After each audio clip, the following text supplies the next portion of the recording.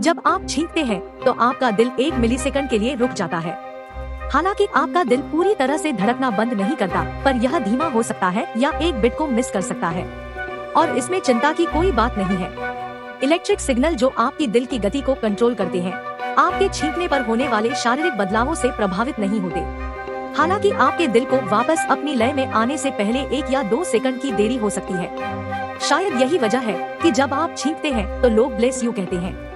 जानकारी अच्छी लगी हो तो चैनल को सब्सक्राइब करते हुए जाएं।